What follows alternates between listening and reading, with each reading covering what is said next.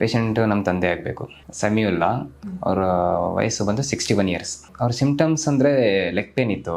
Leg pain ಇರೋದ್ರಿಂದ ಒಂದು 2-3 ಸತಿ ಹೋಗಿ ಕ್ಲಿನಿಕಲ್ಲಿ ಇಂಜೆಕ್ಷನ್ ತೊಗೊಂಡ್ವು 2 ಮಂತ್ಸ್ ಬೇಕು. ಆಮೇಲೆ ಈಗ 1 ಮಂತಿಂದ ಅವ್ರ ಪೇನ್ ತುಂಬ ಜಾಸ್ತಿ ಆಯಿತು. ಲೆಗ್ ಪೇನು, ಅಲ್ಲಿಂದ ಸೊಂಟ ಪೇನು, ಬ್ಯಾಕ್ ಪೇನು ಎಲ್ಲ ಶುರು ಆಯಿತು. ಅದರಿಂದ ಹೋಗಿ ಟೆಸ್ಟ್ ಮಾಡಿಸಿದಾಗ ಅವ್ರೇನಂದ್ರು ಅಂದರೆ ಈಗ ಕೊಡೋದು ನಾವೆಲ್ಲ ಮೆಡಿಸಿನ್ ನಾವು ಕೊಟ್ಬಿಟ್ಟಿದ್ವಿ, ಇನ್ನು ಮುಂದೆ ನೀವು ಸ್ಕ್ಯಾನಿಂಗ್ಗಳು ಮಾಡಿಸ್ಬೇಕಾಗತ್ತೆ.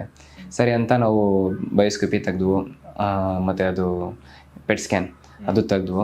ಅದೆಲ್ಲ ತೆಗ್ದಾದ್ಮೇಲೆ ಡಾಕ್ಟ್ರಿಗೆ ತೋರಿಸಿದ್ದಕ್ಕೆ ಈ ಥರ ಕ್ಯಾನ್ಸರ್ ಇದೆ, 4th ಸ್ಟೇಜಲ್ಲಿದೆ ಅಂತ ಗೊತ್ತಾಯ್ತು. ಈಗ ರೀಸೆಂಟಾಗಿ ಒಂದು 15 ಡೇಸ್ ಆಯಿತು.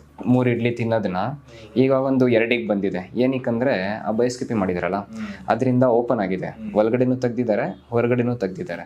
ಅವ್ರೇನಂದ್ರೆ ಇಲ್ಲ, ಚಾನ್ಸೇ ಇಲ್ಲ, ಇರೋದಿ ಆರಾಮಾಗಿರಿ, ಸರ್ಜನ್ ಏನು ಬೇಡ, ಏನು ಬೇಡ, ಕೀಮೋ ಇಂಜೆಕ್ಷನ್ ಏನು ಬೇಡ, ಆರಾಮಾಗಿರಿ, ಸೈಲೆಂಟ್ ಆಗಿದ್ಬಿಟ್ಟು ಇರಲ್ಲ ಜಾಸ್ತಿ ದಿವಸ.